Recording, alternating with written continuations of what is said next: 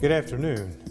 My name is Steve Jones. I'm the Director of Human Resources for the City of Raleigh, and I want to provide you a compensation system study update that was presented to the Raleigh City Council on Tuesday, February 7, 2017. I think everyone recognizes that our current compensation structure is in need of being updated to better align with our current and future needs. Much like a vehicle that's not regularly maintained, our compensation system has gradually become complex, less flexible, and outdated. Rather than restore what we had, we want to design and implement a new system that better meets our needs. We need a pay system that is updated and has clarity for all employees throughout the organization. We want a system that is much simpler, more linear, defined, and easy to maintain. When we assessed the overall need for changes to our compensation system, we quickly realized that the system had elements that touch virtually every job and employee across the organization. As a result, we believe it is important to take a broader, more comprehensive approach to our review instead of trying to address individual jobs or departments one at a time. Needless to say, this was and is a significant and complex project and not one that could be completed quickly.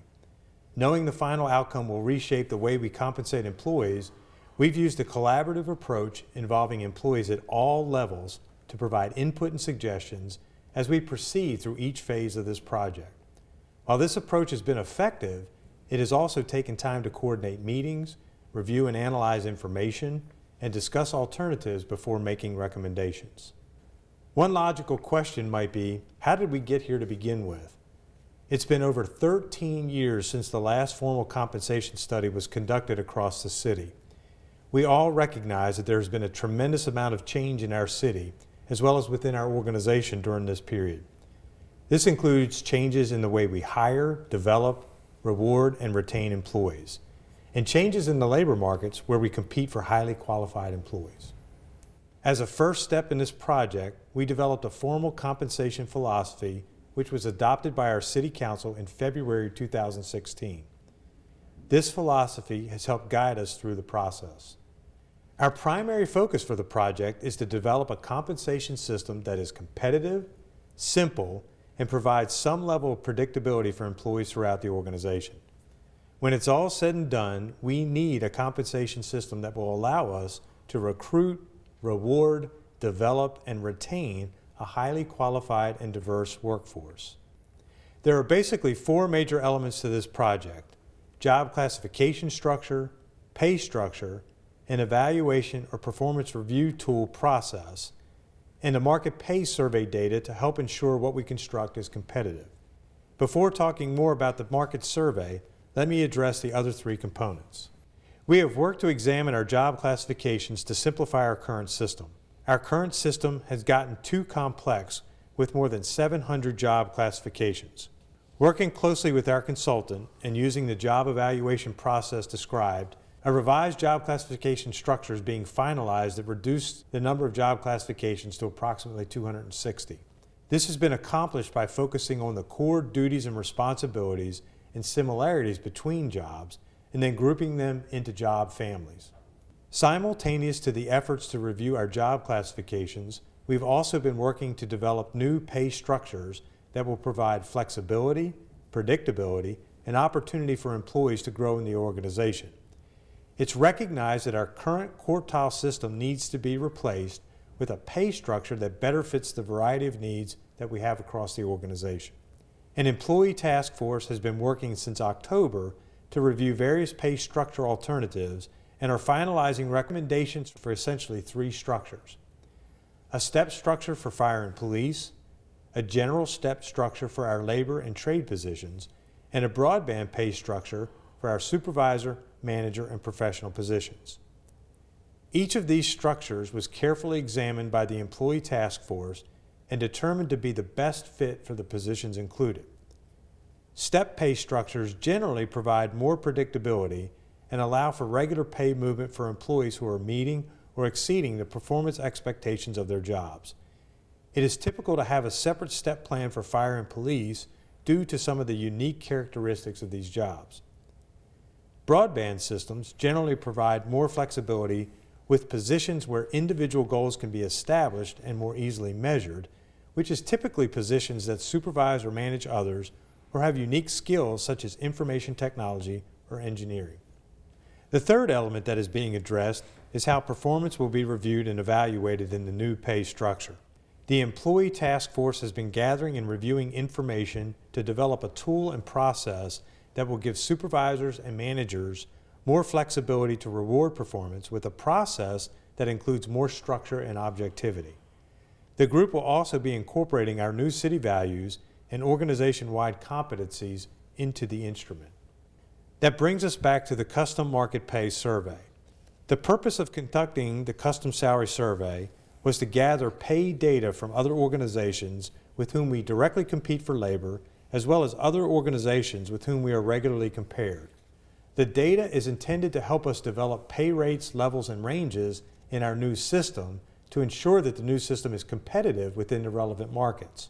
The custom survey data collected information on 84 benchmark positions that are commonly found in organizations similar to us. We invited 36 organizations to participate and received 27 responses, 16 of which are located in North Carolina. We are particularly pleased with the response rate and believe that this is a fair representation of the market. While the custom survey data is intended to help us develop a new pay system, the data showed that while overall many of our actual salaries are competitive with the similar positions surveyed in the market, we did see that our pay ranges tended to be below the market with our current system, most significantly our minimum pay ranges. As we looked closer at the data, we saw some big challenges and misalignment with our current system to the market data in both our actual average pay and pay ranges, particularly with sworn police officers, uniformed firefighters, and other core functions. The survey results are a reminder and reflection that our current pay structure has been in place for over 13 years. We also recognize that the recommendations from the last comprehensive study were not fully implemented, partly because of economic factors that continued for several years, interrupting our ability to fully implement the changes that were recommended at that time. While we have continued to provide merit pay increases during this period, the recommendations from the last study were never fully implemented.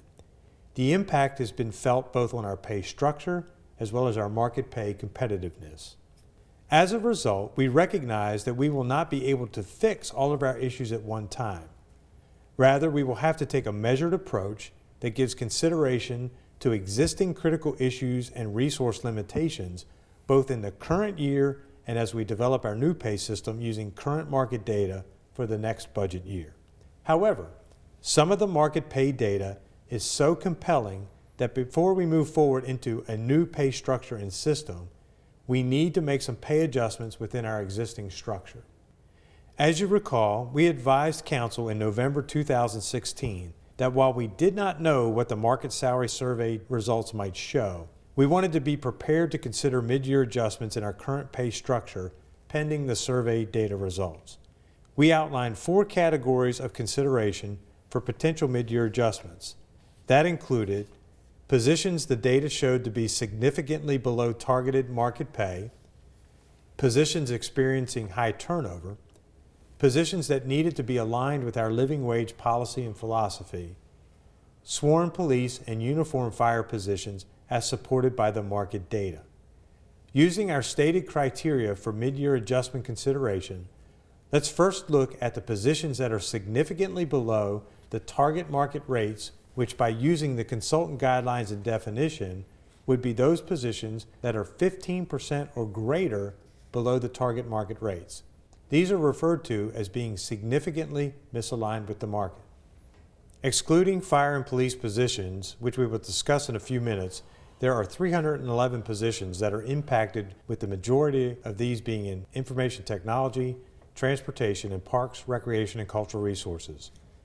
For positions that are at least 15% but less than 20% misaligned to the market pay target, we will make a pay adjustment of up to 2%, while positions that are misaligned 20% or greater to the market pay target, these will be adjusted up to 4%.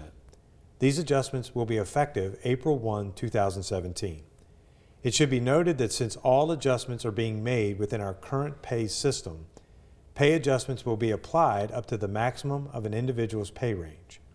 The next criteria we considered is for positions experiencing unusually high turnover. These are positions that are difficult to fill and retain. We identified 3 classifications that fit this criteria: call takers and telecommunicators in our Emergency Communications Center, and equipment operators who are in our various departments throughout the city, including solid waste services, public utilities, and parks, recreation, and cultural resources. This will affect 393 positions. Employees in these classifications will receive up to a 3% pay adjustment, also effective April 1, 2017. It should be noted once again that since all adjustments are being made within our current pay system, pay adjustments will be applied up to the maximum of an individual's pay range. The third criteria for a mid-year adjustment involves alignment with our living wage. On January 17th of this year, the Council adopted a living wage policy and philosophy that included an accepted calculation that establishes a current annual earnings minimum of $28,621 for regular full-time employees. Implementing this current living wage minimum effective April 1st will affect 215 positions across the organization. It will raise their annual pay to the living wage minimum of $28,621 annually. It will also establish our minimum annual hiring pay for regular full-time employees at $28,621. Our final consideration for mid-year adjustments are our sworn police officers and uniformed firefighters. We all agree that living in a safe community is a very high priority and that our ability to attract and retain highly qualified employees in both our police and fire departments is critical to achieving this. The market pay survey data shows that sworn police officers and uniformed firefighters, their pay is either misaligned or significantly misaligned to our market target rates, especially at the entry level for both groups. In addition, we've also been experiencing an increasing trend of turnover in our police officer and master police officer classifications that needs to be considered. As a result, we will be making mid-year adjustments that will affect almost 1,200 positions combined in both police and fire. Based on the market data and turnover issues, we will be making the following mid-year adjustments effective April 1st. We will establish our starting sworn police officer annual salary at $40,000 and make pay adjustments of up to 13.25% to the police officer, first class police officer, and master police officer job classifications. Based on the market data, we will also make pay adjustments of up to 6% for senior police officer, detective, police sergeant, police lieutenant, and the police captain job classifications. We will establish our firefighter annual starting pay at $37,018 and make pay adjustments up to 10% to the firefighter job classification. Based on the market data, we will also make pay adjustments of up to 6% for all uniform fire classifications from first class firefighter through division fire chief. As has been stated previously, it should be noted that since all adjustments are being made within our current pay system, pay adjustments will be applied up to the maximum of an individual's pay range. I'll now turn the presentation over to Ben Canada, Interim Budget Director, who will walk through how these adjustments will be funded. First, let's focus on the current fiscal year FY17. As Mr. Jones noted, all the pay adjustments will take effect April 1st and apply for the last full quarter of the year. The estimated FY17 cost for the city is $1.8 million.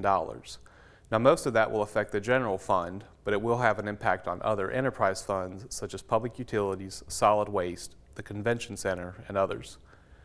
To help cover the current year costs, we've analyzed budget savings that we expect to achieve from vacant positions and other operational savings, and we're confident that we will achieve enough savings to cover the current year costs. Council will not need to take a formal budget action because the city manager is authorized to make market adjustments up to 20%. Now let's look forward to FY18, the next budget year, and look at the total cost of this proposal.